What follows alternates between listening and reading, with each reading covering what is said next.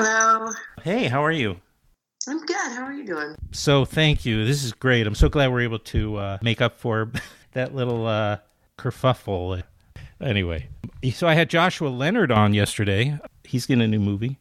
Wait, what's Josh's new movie? He's in a movie made by this guy, Steven Soderbergh. Have you ever heard of him? Oh, yeah, it rings a bell. Yeah, he's good. It's like a horror. It's like a horror. It's not quite a return to Blair Witch, but it's a very good film. That's Not great. surprisingly, yeah. So I've been wanting to get him on forever, just because of we had so many run-ins in the past. I also got to see Sadie at South by. I was at your premiere. No, I wasn't at your premiere. I was at your second screening. Excuse me. The second screening. Yeah. We had lovely 2 weekend screenings when we were there, so but they both felt like a premiere because all the cast and crew were there. Oh, right, because they were bunched together, right? They were like right up against you within 20 hours apart, and so everybody was still around when we did our second screening, which was great. Do they do that on purpose when they can? Do you think, or it's just like the way the sort of way it happened? Just I think it's just the way it happened. I've never had that happen, which I was really excited about it.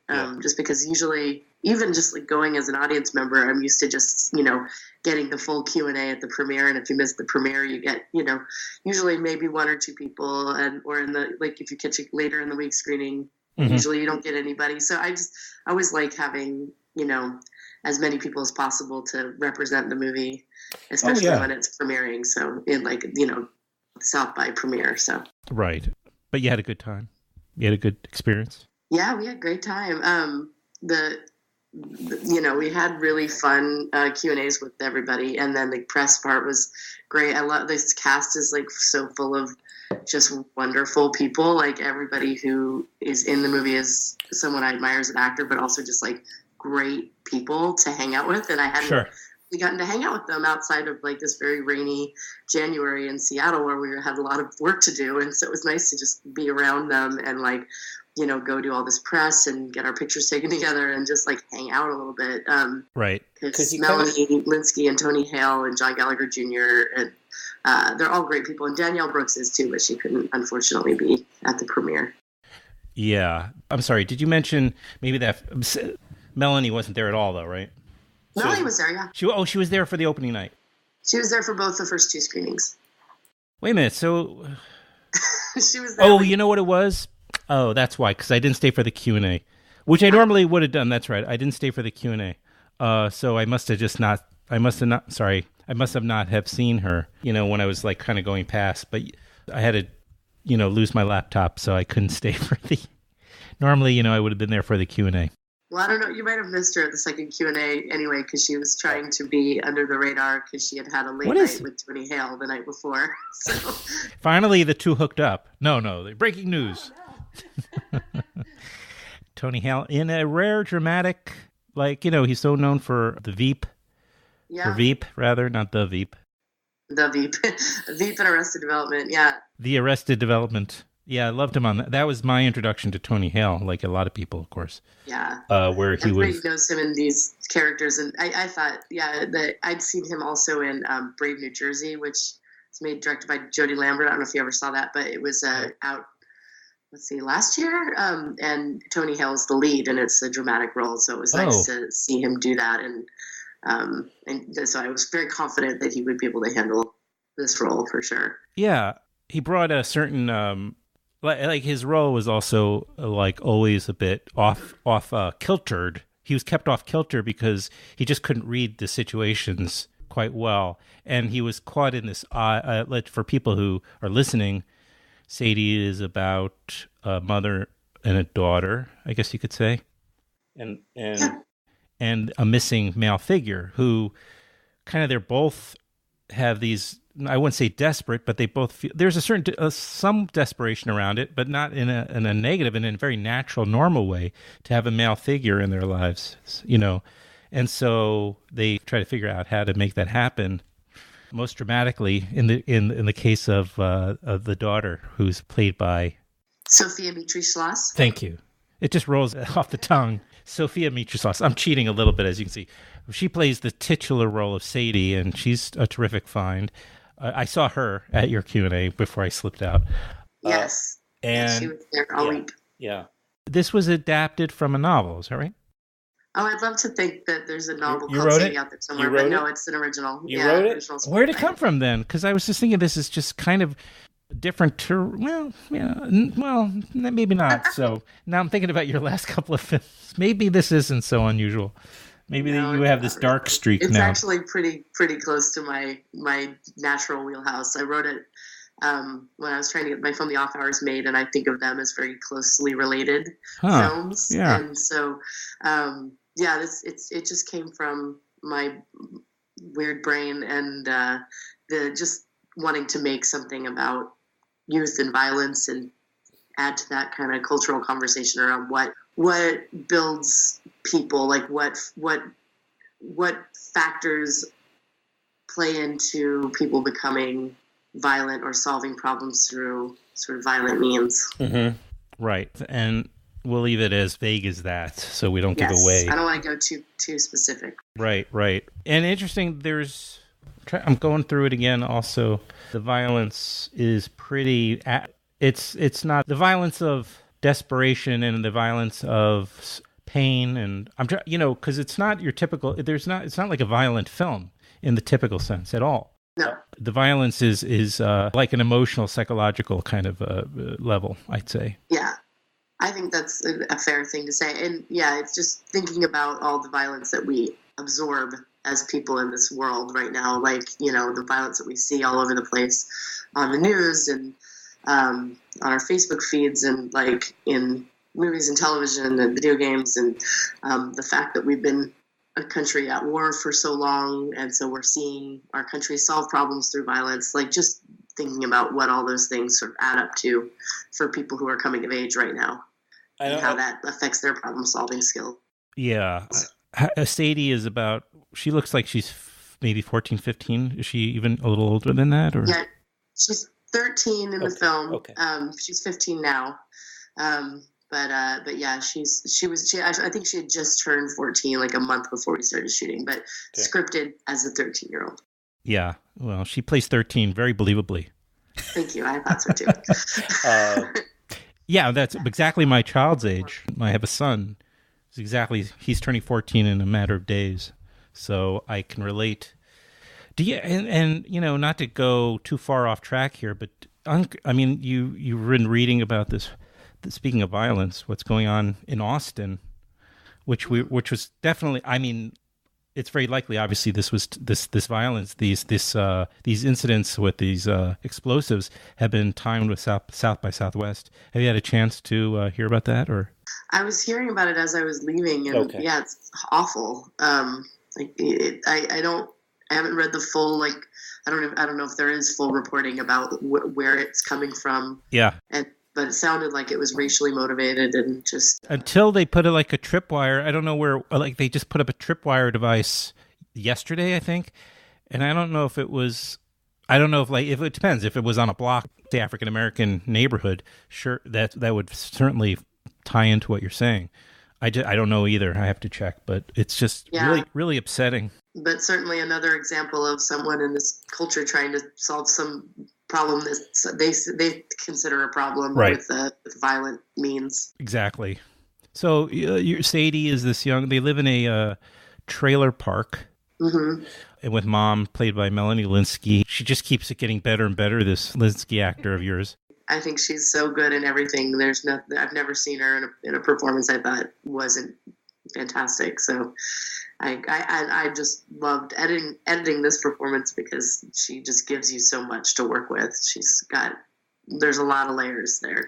Well, yeah, and normally she's gotten it recently. I know recently I would say she's been doing a lot of Duplass stuff, which always has a kind of a lightness to it, and not a lightness, but some comic sort of tone to it generally. That's generalization. Whereas this is, I would say, straight drama. And so she was, I haven't seen her do something like that in quite a while.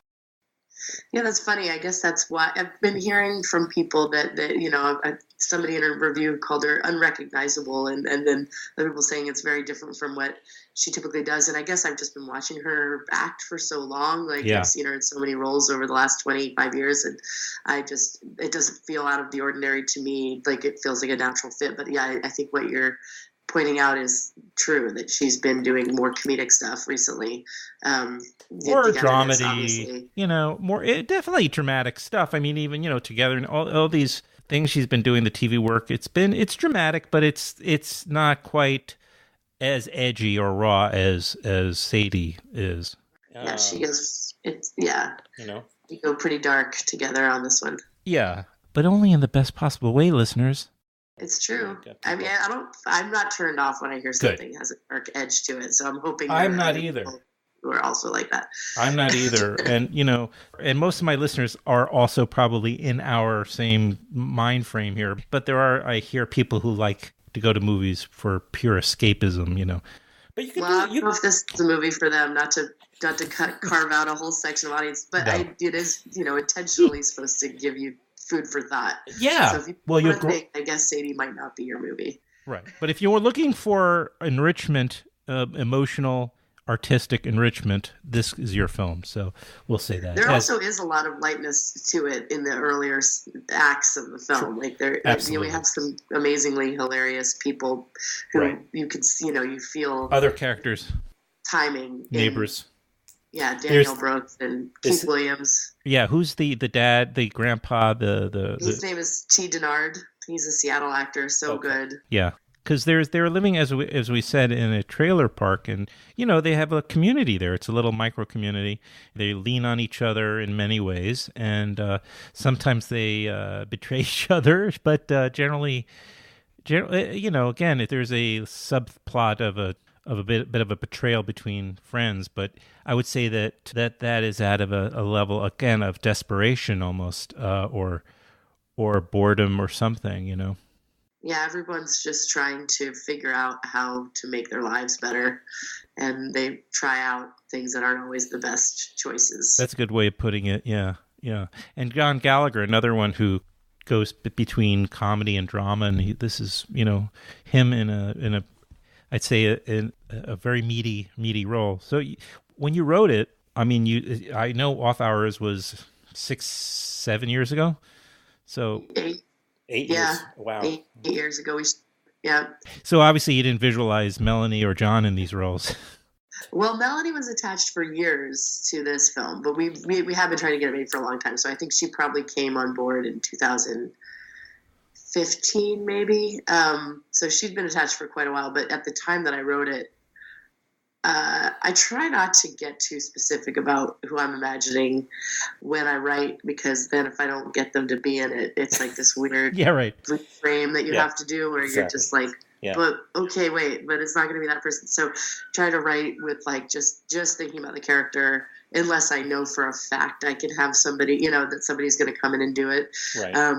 But in that case, I was like, I hadn't even made, Off Hours, which was the film that kind of, allowed me to start directing and not doing all these other things that I was doing to make a living in film, like ADing and occasionally shooting and stuff. But yeah, so I didn't picture anybody specific when I was shooting it, when I was writing it, but I did, as soon as I always have loved Melanie Lynskey, so she would have been on my list right away. Also Off Hours, I don't know if there's any connection you can put on it here, but it introduced us together, so that, I don't know. That's true. I'm not trying to suggest anything, but some people might suggest that launched evering, that Q&A. I think it was that fateful screening that you that's right. moderated. Yes. Who would have known? It's pretty like serendipitous, I remember the Christina, who's now at Alamo Drafthouse, Brooklyn, but she was programming that series of indie films at the 92nd Street Y Tribeca. That brought us that, and sort of just asked if I could do a Q&A, and I was like, okay. And then all these years later, we still friends and doing this thing. It's great. Yeah, no, I appreciate the many years of support from you too. No, I appreciate it. I'm glad. I'm glad for it, and it's effortless because you make such, I think, important films and it's fiercely independent. Well, speaking of that, you have Tony Hale on two incredibly successful series. John Gallagher has done a couple of really big series. Melanie Linsky, all these HBO types, and what have it. And you've already directed Room 104, a couple of episodes, right? I saw them. I was very happy to see your name on that. I still remember the one with what were they, Mormons or? Yep, the missionaries. Yeah, very, very good episode. People I should. love that one. I like them both so much, but yeah, they're so different from each other. Like that one's full of so much heart, and the other one is full of so much gore. That had to be fun for you. But I'm just going to tell people also, if your parents have a subscription, please to HBO, please go and watch Room 104 in I think the first season or second. Was it first season? Yeah, first season. You directed a couple of very memorable episodes. 7 and 11. Yeah. Okay, very good. Noting that down. So it would seem to me that, and maybe it's already in the works. I don't know, but maybe there's you would have offered an opportunity to direct something on a bigger scale in terms of budget. I'm talking about, obviously. You're ready to go, or are you comfortable sort of in that indie sphere, or Wonder Woman 3? I guess 2 is already taken, probably. Yeah. I'm guessing. I definitely would love to tackle something on a larger scale. I mean, if only to have an avenue to a bigger audience, because it's so hard with independent stuff to get someone to invest the kind of money that they invest in getting a film out when it's made with a lot. When it's got a $100 million budget, they kind of have to put a lot of money into putting it out there so they can get that back. And when it's made for a smaller budget, people are like, well, we'll just throw it out in the world and see what happens, and maybe it'll catch fire and maybe it won't, but right. we won't waste, quote unquote, waste money on a P&A spend. And so that's like the frustrating part for me about staying in this independent space. I mean, it's really nice to have so much creative control, but it would be great to have to be able to make something on a scale that's larger and have more resources to play with sure. when I'm in production, and then also just be able to get it out there. Because I think like what people have been able to do recently, Patty Jenkins and with like Black Panther, like to tell a story that is in the framework of these sort of large tentpole franchise movies, but also bake in some real meaning and food for thought. I think there's it's exciting to see people like tackle those films with and just be thoughtful about it and think about what they're feeding to millions of audience members. So that's exciting to me to think about doing that. Are you working with? But I'm just curious. Are you working with do you have a manager, an agent, or something like that at this stage? Yeah. Okay. ICM and Untitled. I assumed, but I just you're doing the kind of work at the level now where that seems like that would be very likely. So, but it seems like you're positioned for something bigger, I'd say. And let's hope. I mean, if you look at I want to make it known that I'm available for those kind of. Okay, my audience may just be not the. I don't know if it's the exact platform, but maybe I'm looking at the Oscars. I mean, just as a gauge of like, there's several films in there I could see that would not be such a leap, and yet so right now, what is considered that next big leap in terms of getting out of this little indie bubble. Mm-hmm. Something that could lead you to forming a real production company, something like that, where you'd really be able to make some bigger choices on a consistent basis. I mean, you're looking at films that are made like that are up for Oscars, like Lady Bird and Get Out. I, Tonya, Get Out. I mean, this is where it seems like a few years ago where you had to have epics with international stars, all China friendly. You know what I'm saying? Whereas in very quick amount of time, it seems like these are character-driven, narrative, dramatic films that are.